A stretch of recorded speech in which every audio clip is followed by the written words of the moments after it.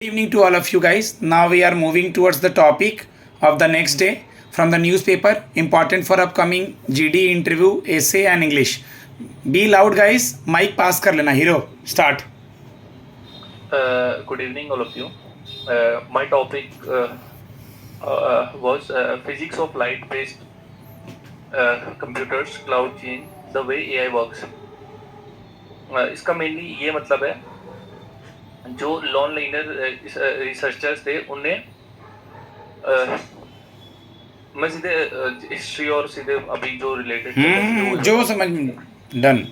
जो अपनी modern computing है वो डिपेंड करती है कन्वेंशनल इलेक्ट्रॉनिक्स और एल्गोरिथम्स में, जो प्रोसेस डाटा के लिए. But because of hardware operates according to the laws of physics, जो डाटा प्रोसेसिंग होती है वो एक स्पीड लिमिट हो जाती है, उसके लिए एक लिमिट से ऊपर नहीं जा सकती है.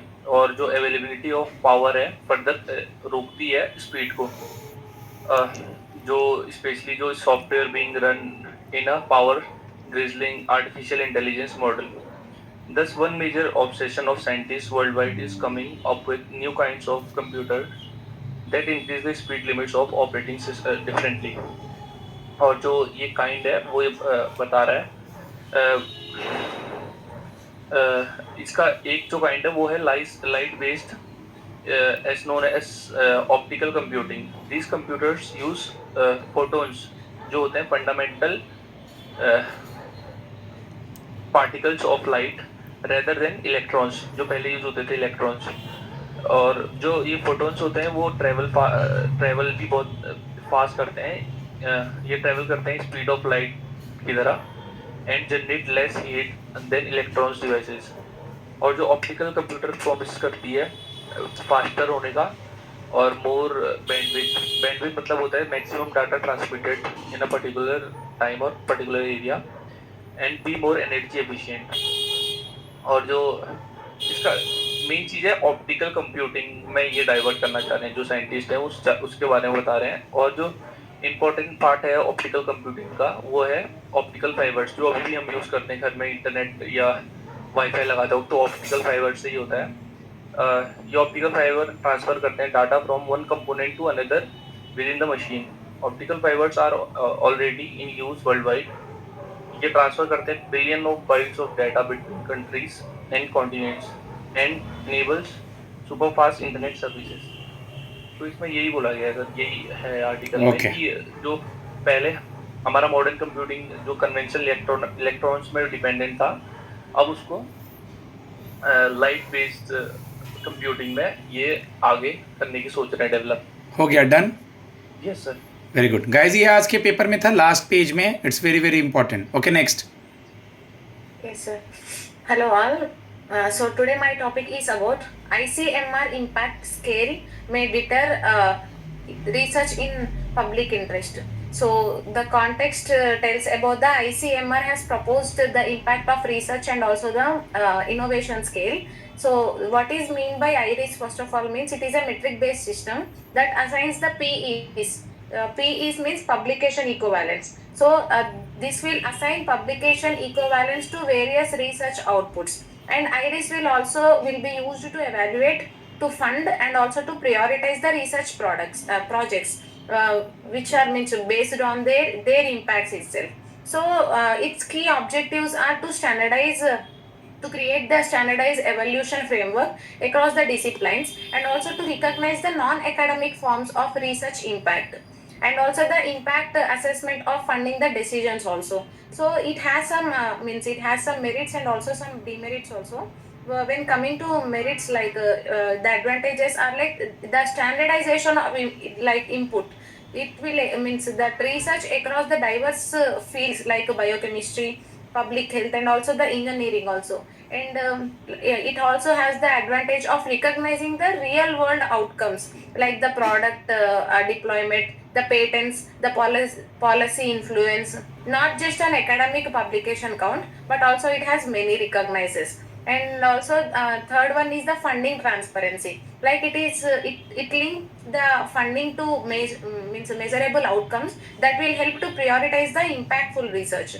And some are also the criticisms are also there in this, like means it has the lack of theoretical rigor like influential or non-empirical works also, like this P is as a metrical means it is lacking the robust theoretical justification. So this is one complaint and this is one concern about this iris. And it has some ethical and equity risk also, like it may pressure researchers towards the commercial outcomes away from public good oriented research, but it can worsen ethical practices, especially in India itself. India's ready fragile. It will research the ethical ecosystem also. So the way forward and the conclusion for this is to conduct the national Delphi study with the researchers to assign the PE values based on their consensus itself. So the PE value should not exceed the number means which is concerning about the consensus. And it's also to ensure means one more is also there, that is to ensure full transparency of methodology and also to external validation, and to maintain the balance between scientific rigor and also the public relevance, so that it will develop the independent oversight mechanisms to monitor its implementation and all. That's it. Thank you. Good. Hello everyone.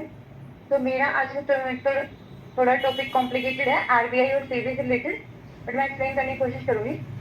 तो इसका article का title है वो ये, SEBI and RBI in talks to boost trading in corporate bond index derivative. तो सबसे पहले मैं बता देती हूँ कि सेबी जो कि कैपिटल मार्केट का रेगुलेटर है, और आरबीआई जो कि मनी मार्केट का रेगुलेटर है, जो बैंक को रेगुलेट करता है, और सेबी स्टॉक मार्केट को रेगुलेट करता है। तो ये दोनों एमओयू नहीं, इस टाइप से बोल सकते हैं कि ये दोनों साथ में आए हैं कि हम एक बार कॉर्पोरेट बॉन्ड जो इंडेक्स से डेरिवेटिव है उनको भी चेकआउट करके देखते हैं। तो उसमें सेबी आरबीआई की हेल्प ले रहा है। तो ये बताती हूँ कि कॉर्पोरेट बॉन्ड वो होते हैं जो कंपनी इशू करती है। बॉन्ड होता है एक टाइप से ऐसा डॉक्यूमेंट होता है जिसपे कोई भी कंपनी लोन ले सकती है, जनरल पब्लिक से ले सकते हैं, गवर्नमेंट से भी। कोई In one line we can say that suppose this is a paper or suppose this is a bond. Okay, suppose a company issue that bond. Okay, somebody is purchasing this, कोई इसको purchase कर रहा है, तो उस company को market से fund raise होगा। ठीक है, ये कह सकते हैं हम लोग बॉन्ड को। And bond is a safest side. Bond जो होता है वो सेफ होता है लॉन्गर ड्यूरेशन के लिए। कहा ही जाता है कि म्यूचुअल फंड के इंस्ट्रूमेंट्स में शेयर, डिवेंचर, म्यूचुअल फंड सबसे ज़्यादा बॉन्ड होता है 5 ईयर के मल्टीपल्स में। और generally the investment of bond is called safe. ठीक, बॉन्ड का मतलब समझ में आ गया। Corporate bond means what? It is issued by A company, private company. Okay, ठीक है, समझा दिया। चलो, और कंपनी इन पे इंटरेस्ट पे करती है। तो प्रॉब्लम ये है कि जैसे कि आपने अभी बताया कि सेफ होता है, लेकिन कॉर्पोरेट बॉन्ड मार्केट में चल नहीं रहे हैं। लोग म्यूचुअल फंड में ज्यादा इन्वेस्ट करना पसंद कर रहे हैं और शेयर मार्केट में इक्विटीज को ज्यादा प्रेफर करते हैं रादर देन कॉर्पोरेट बॉन्ड। तो उसी के लिए आरबीआई ने सीबी के साथ में कोलैबोरेट किया है। इससे पहले 2023 में वो सीबीआईएफ करके एक फंड लेके आए थे, cash settle corporation bond index future, इसकी फुल फॉर्म थी। इसमें ये था कि जो बॉन्ड की ट्रांजेक्शन होगी एट लास्ट, जो प्रॉफिट या लॉस जो कुछ भी होगा एट लास्ट उस ट्रांजेक्शन के बाद में मैच्योरिटी की डेट पे, तो जो प्रॉफिट एंड लॉस है वो कैश में सेटल्ड हो जाएगा। जैसे कि 100 का बिडिंग थी कि 100 पे हमारा जो इंडेक्स जाएगा, लेकिन वो अगर जो सेलर है वो ऐसे अज्यूम करके चलेगा कि ये 100 से नीचे ही रहे, तो अगर 100 से नीचे होगा तो सेलर को इसमें प्रॉफिट होगा 95 या 94, 96 जो भी होगा। अगर 100 से ऊपर गया +5, 10, 10 जो कुछ भी, तो उसमें जो परचेज करने वाला पर्सन है, जो बायर है, उसको प्रॉफिट होगा। तो इसमें ऐसे होता था कि जो फिजिकल पेपर है, जैसे कि बॉन्ड फिजिकल पेपर में जैसे आप दिखा रहे थे अभी कि फिजिकली होता है, वो ट्रांजेक्शन नहीं होगी उसकी। ये इस टाइप का था। लेकिन 2023 में ये इतना था ही कि इसमें इन्वेस्टर ने इन्वेस्ट ही नहीं किया उस टाइम पे। तो एक बार दोबारा फिर से सेबी ऐसा सोच रहे हैं कि सेबी ने तो सोचा है कि दोबारा इसको रीलॉन्च करते हैं सीबीआईएफ को, और देखते हैं कि इस बार कितना चलेगा। और ये अच्छा भी है कि रिलायबल है और फिजिकल ट्रांजेक्शन नहीं होगी, और कैश में ट्रांजेक्शन बहुत जल्दी होती है। ऐसा नहीं है कि वो जो फिजिकली होता है कि पोस्ट के थ्रू भेजे, वो सब कुछ इसमें प्रॉब्लम नहीं है। तो ये तो सही सब इसका इंट्रो ही था। इसके बीच में इसकी बॉडी नहीं है, ये बाकी सब चीजें जो कि इसमें चैलेंज है। चैलेंज इसमें ये है कि हमें इक्विटी से ज्यादा प्रेफर करना पड़ेगा कि कॉर्पोरेट बॉन्ड को भी हम लेके चले साथ साथ। और इसकी जो पॉजिटिव साइन ये है कि कंपनी इशू तो कर रही है। इस साल 10 लाख के करीब जो न्यू बॉन्ड हुए हैं वो इशू हुए हैं। ऑलरेडी 3.5 लाख है, 3.5 लाख करोड़ ऑलरेडी इशूड है वो बात अलग है कि वो भी रेज नहीं हुए या फिर उनकी अमाउंट पूरी तरह डिसबर्स नहीं हुई है, लेकिन 3.5 लाख ऑलरेडी जो है और 10 लाख हमारे न्यू कमर्स इश्यूज है। लेकिन ऐसा है कि पॉजिटिव साइंस है कि अगर हम कॉर्पोरेट बॉन्ड में अगर पैसा लगाएंगे और इसके लिए कुछ रिफॉर्म्स लेके आएंगे तो वहां पे हमारी मार्केट चलने के चांसेस है। नेगेटिव साइन ये है कि इसमें जो कॉर्पोरेट बॉन्ड है उनको या तो बैंक इशू करता है या इंश्योरेंस इशू करता है, फिर बड़े ऑर्गेनाइजेशन जो होते हैं बिग ऑर्गेनाइजेशन वो इशू करते हैं, फिर AFI को ले लेते हैं कि वो इशूज करता है। इसमें रिटेल इन्वेस्टर और फॉरेनर्स में बिल्कुल भी इंक्लूड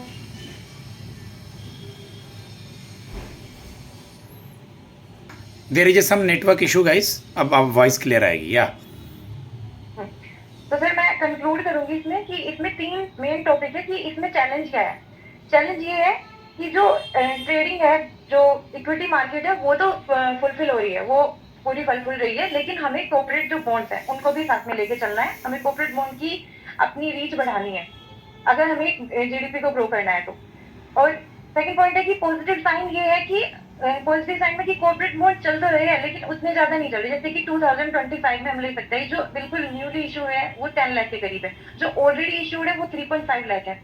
इट मीन्स कि अगर हम इस पे रिफॉर्म्स पे काम करें, इनको रिलायबल करें, इनके लिए कुछ नए रूल्स एंड रेगुलेशंस निकाले, इजी इनके लिए रूल्स बनाए, तो ऐसा है कि कॉर्पोरेट बॉन्ड्स चल सकते हैं मार्केट में और कंपनीज इनको प्रेफर करेंगी। और थर्ड है कि इसका एक नेगेटिव पर्सपेक्टिव क्या है कि इसका नेगेटिव साइन ये है कि इसको बैंक, इंश्योरेंस और जो बिग ऑर्गेनाइजेशंस होते हैं वही इशू कर पा रहे हैं कॉर्पोरेट बॉन्ड्स को, क्योंकि ये लार्ज अमाउंट में होते हैं। इनमें रिटेलर और जो फॉरेनर है वो इन्वेस्ट नहीं कर रहे हैं। तो सेबी का टारगेट है कि इसमें रिटेलर को भी इंक्लूड किया जाए और फॉरेनर को भी इंक्लूड किया जाए। That's all about my topic. Good, next कौन है? Good evening, Okay. all of you. My topic is rising obesity, children's exposure to ultra processed food. मतलब बच्चों में जो obesity है वो बढ़ रहा है और इसका एक मेजर रीज़न है अल्ट्रा प्रोसेस्ड फूड, जैसे chips, cold drink, instant noodle, package snack जो होता है। मतलब इसमें जो मेन यूनिसेफ जो कह रहा है वो ये कह रहा है कि हर 5 में से 1 चाइल्ड ओवरवेट है। बच्चों को हेल्दी फूड कम और अल्ट्रा प्रोसेस्ड फूड ज़्यादा मिल रहा है। ये सब फूड इन्वायरमेंट और गवर्नमेंट के रेगुलेशन पे डिपेंड करता है। फिर इसमें कुछ की पॉइंट्स हैं जो मैं बताऊंगी। इसमें बोल रहा है ओवरवेट चिल्ड्रन, 5 से जो 9 साल के बच्चे होते हैं उनमें ओवरवेट परसेंटेज सबसे ज़्यादा दिख रहा है। जैसे जैसे एज बढ़ती है ओवरवेट का ट्रेंड जो है वो थोड़ा कम होते जा रहा है, जो मतलब चार्ट में भी दिखाया था हमें। और दूसरा इसमें फूड आउटलेट का इफेक्ट। इसमें हाई इनकम कंट्रीज़ में जैसे चेन आउटलेट जैसे मैकडोनल्ड्स, KFC, डोमिनोज एटसेट्रा काफ़ी ज़्यादा हैं। और लो मिडिल इनकम कंट्रीज़ में ये थोड़ा कम है, लेकिन वहाँ भी अब बढ़ने लगे हैं। मतलब जैसे जैसे इनकम बढ़ती है वैसे फास्ट फूड चेन की डेंसिटी जो है वो बढ़ती जाती है। थर्ड है इसमें पॉलिसी और रेगुलेशन। यूनिसेफ ने ये भी बताया कि हर कंट्री में फूड रेगुलेशन अलग है। जैसे एग्जांपल कुछ कंट्रीज़ में मार्केटिंग रेस्ट्रिक्शन है, जंक फूड के एड्स बच्चों के लिए बैन है, लेकिन कुछ में फ्रंट ऑफ पैक जो लेबलिंग मैंडेटरी है, जैसे पैकेट में लिखा होता है कि हाई इन शुगर फैट भी है इसमें। कुछ जगह तो सब्सिडीज सिर्फ हेल्थी फूड, फ्रूट और वेजिटेबल्स के लिए है, लेकिन ग्लोबली रेगुलेशन अनइवन है और मतलब काफ़ी कंट्रीज़ में प्रॉपर कंट्रोल भी नहीं है इसका। फोर्थ है स्कूल के जो आसपास फूड एनवायरनमेंट होता है, जो चार्ट में हमें दिखा रखा है। इसमें जो स्कूल में फूड सर्विस होती है, फैसिलिटी, वो कुकड मील होती है, वेजिटेबल फ्रूट्स अवेलेबल होते हैं, लेकिन स्कूल विदाउट फूड सर्विस और फैसिलिटी, जैसे बच्चे fast food, package snacks, sugary drinks ज़्यादा मतलब लेके आते हैं आजकल। साउथ एशियन कंट्रीज़ में जैसे इंडिया, नेपाल और श्रीलंका मतलब इधर भी स्कूल के आसपास फास्ट फूड और शुगर ड्रिंक ईजिली अवेलेबल हो जाते हैं।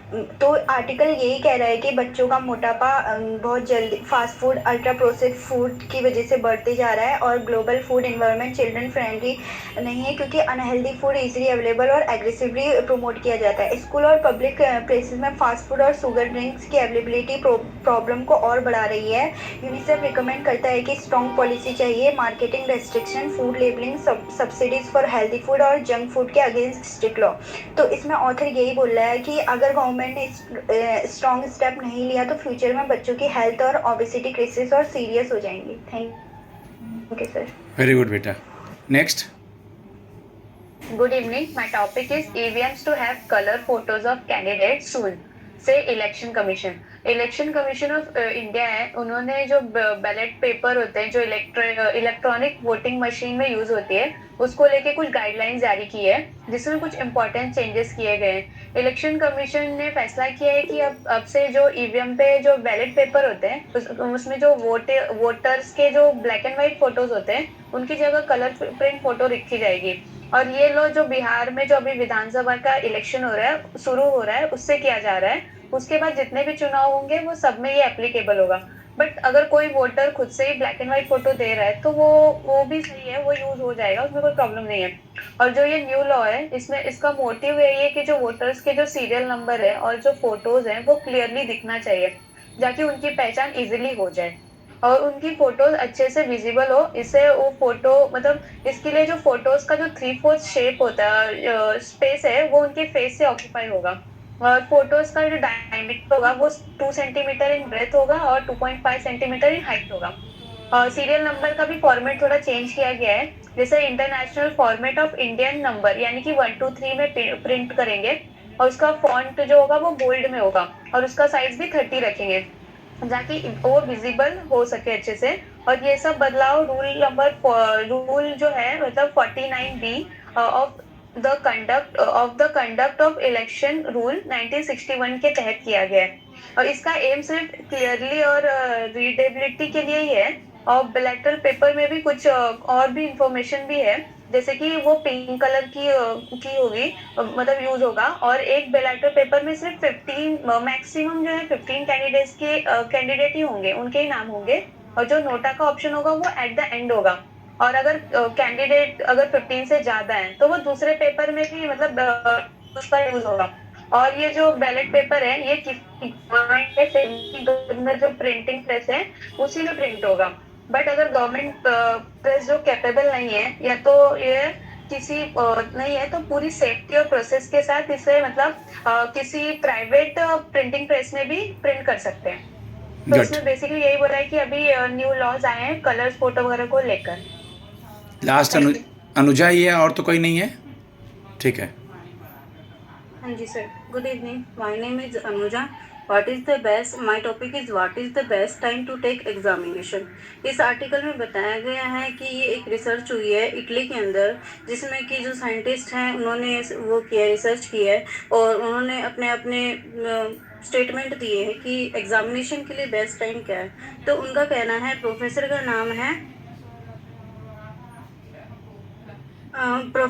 नाम है एलिसियो अवंथी है, यूनिवर्सिटी के प्रोफेसर हैं और उनका कहना है कि जो एग्जामिनेशन का टाइम है वो सुबह का होना चाहिए, क्योंकि सुबह के टाइम पे बच्चों में फुल एनर्जी होती है और वो फ्रेश माइंडेड होते हैं। उन्होंने कहा है कि बच्चों के एग्ज़ाम का टाइम होना चाहिए सुबह 11 बजे से लेकर दोपहर के 1 बजे तक, और हो सकता है तो अगर दोपहर में भी एग्ज़ाम का टाइमिंग हो सकता है अप टू 2 PM तक। और उसके बाद में जो शाम का टाइम होता है वो लेस होता है इनके कंपैरेटिव में। इसमें जो है बैड रिजल्ट आ सकते हैं और बेस्ट रिजल्ट अगर लाने हैं, एक एग्जामिनेशन बच्चे के लाइफ में बहुत इंपॉर्टेंट रोल प्ले करता है। तो इसके लिए उन्होंने यही कहा है कि एग्जामिनेशन का टाइम या तो सुबह हो या फिर दोपहर में हो। और इसके रिगार्डिंग उन्होंने कहा है कि और जो भी यूनिवर्सिटी है उसमें भी ये स्टेटमेंट के बेस पे कुछ डिस्कशंस हुए थे, उनमें और प्रोफेसर का कहना भी ये भी है कि आजकल के जो बच्चे हैं 20 एज के लगभग यूथ बच्चे हैं, वो ज़्यादातर नाइट आउल की तरह वो करते हैं। और जबकि जो ओल्डर एज के जो पीपल होते हैं उनका ये मानना होता है कि वो मॉर्निंग में बच्चों को जल्दी सुबह याद रहता है, वो जल्दी चीज़ों को कैच कर पाते हैं। तो ये एक डिफरेंस बताया गया है ओल्ड एज और यूथ एज के बीच में। फिर अब ये आर्टिकल जैसे इटली का है, इटली में ये सब हुआ था। अब इसमें मेन पॉइंट ये है कि इंडिया भी ये चाह रहा है, इंडिया के जो जैसे CUET का इसमें एग्जांपल दिया गया है। CUET का एग्ज़ाम होता है वो 9 से 12 बजे के बीच में होता है और शाम का जो सेकंड स्लॉट है वो है 3 से 6 PM। तो ये भी अभी कह रहे हैं कि एग्ज़ाम को भी 9 से 11 और 12 से 2 कर देना चाहिए, जो कि उनसे सीख लेके इंडिया भी अपने इसमें अट्रैक्ट हो रहा है उनके इस आर्टिकल से और इनकी सोच से, क्योंकि ये बच्चों के लिए क्या पता आगे चल के बहुत ही अच्छा एक अट्रैक्टिव सॉल्यूशन हो सके, क्योंकि एक बच्चे के लाइफ में बहुत इंपॉर्टेंट रोल प्ले करता है एग्जामिनेशन। इसी के थ्रू ये पता लगाया जा सकता है उनके पूरे साल की मेहनत जो भी है वो इसी में पता ही लगाई जा सकती है। इसलिए यही कहा गया है कि वो जो नई सोच को यूज़ कर रहे हैं वो हमें भी लागू करनी चाहिए। बस इस आर्टिकल में यही है। ठीक है बेटा, वेरी गुड। ये कल के पेपर में था गाइस, याद आ रहा है आप लोग को क्या बेस्ट टाइम होना चाहिए एग्जामिनेशंस का? ये कल के पेपर में था। जितना तुम लोग बोलते रहते हो ना, मेरा कोई पेपर छूटा भी होता है तो मैं इवनिंग में पढ़ता हूँ। तो ये सेशंस करने का मतलब ये है all over India students working on maths and reasoning, but if we are scoring very good marks in mains descriptive and clerk में डिस्क्रिप्टिव नहीं है, बट इंग्लिश में स्कोर करेंगे ना, ये नहीं सोचेंगे कि इंग्लिश अच्छा हो भगवान, इंग्लिश के लिए मेहनत कर रहे हो ना तुम लोग, देखना इसका फ़ायदा होगा। एक बात जरूर आप करेंगे, LIC में जो पेपर है उस पर इंग्लिश सॉल्व करेंगे, स्किप नहीं करेंगे, क्योंकि RRB में भी इंग्लिश नहीं होगा प्री में, क्लर्क और PO में। Okay, now I am concluding this sessions आप लोग देख रहे हैं, इससे बेनिफिट उठाएं। My number is 7503235358। Thank you.